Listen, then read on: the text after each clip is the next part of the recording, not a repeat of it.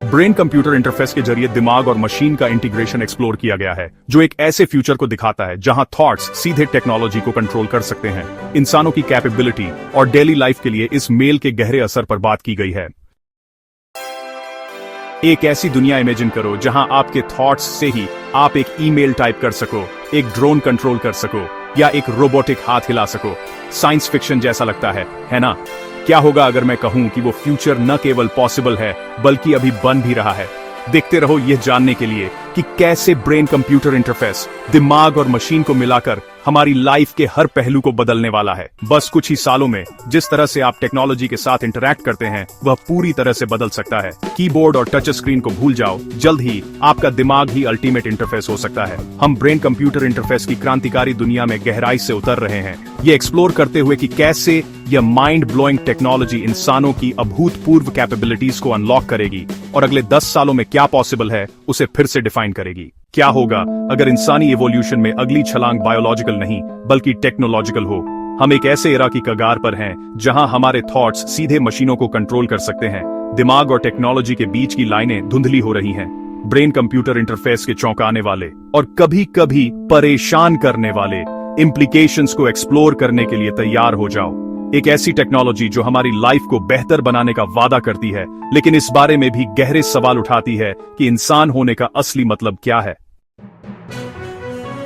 क्या होगा अगर आपके थॉट्स आपके आसपास की दुनिया को सीधे कंट्रोल कर पाएं?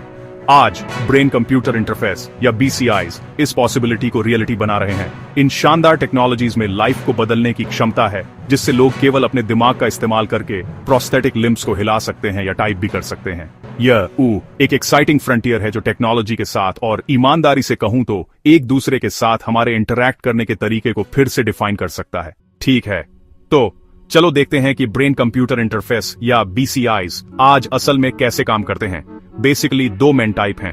पहला, हमारे पास इन्वेसिव BCIs हैं जिसमें न्यूरल इम्प्लांट्स शामिल होते हैं। सोचो, छोटे डिवाइसेस जो सीधे दिमाग में लगाए जाते हैं, अक्सर पैरालिसिस वाले लोगों के लिए इस्तेमाल होते हैं ताकि उन्हें कंप्यूटर या रोबोटिक लिम्स को कंट्रोल करने में मदद मिल सके। फिर नॉन इन्वेसिव BCIs हैं, जैसे वो EEG हेडसेट्स जो आपने गेमिंग या मेडिटेशन एप्स के लिए देखे होंगे।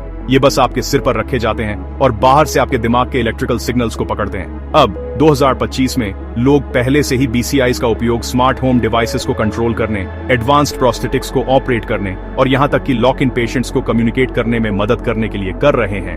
अगर आप इसे आसानी से समझना चाहते हैं तो बस अपने दिमाग को एक रेडियो स्टेशन और BCI को एक खास तरह का रेडियो मानो जो आपके थॉट्स को एक्शन में ट्यून और ट्रांसलेट करता है। कोई कॉम्प्लिकेटेड शब्द जाल की जरूरत नहीं।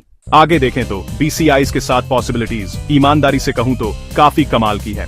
हम इंसानों को अपनी सेंसेस को बढ़ाते हुए देख सकते हैं, जैसे अंधेरे में देखना या नई फ्रीक्वेंसी सुनना। Direct thought to thought communication का भी आइडिया है, जैसे एक टेक्स्ट मैसेज भेजना, लेकिन सीधे आपके दिमाग से किसी और के दिमाग में।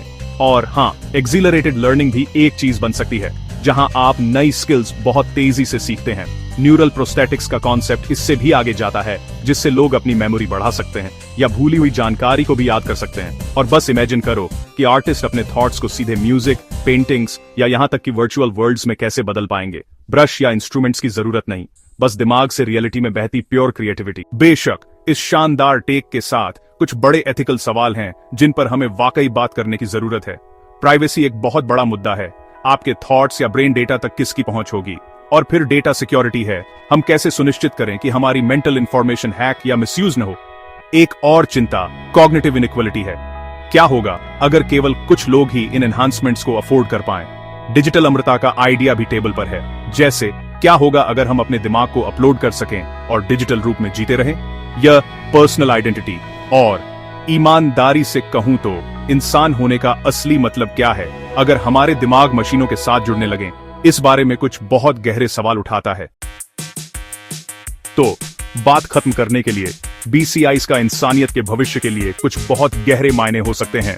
जैसे जैसे हम आगे बढ़ते हैं, हम सभी के लिए इस टेक्नोलॉजी से सोसाइटी में आने वाले बदलावों के बारे में क्रिटिकली सोचना बहुत इंपॉर्टेंट है। आप इस टेक्नोलॉजी के साथ कैसा फ्यूचर बनाना चाहते हैं?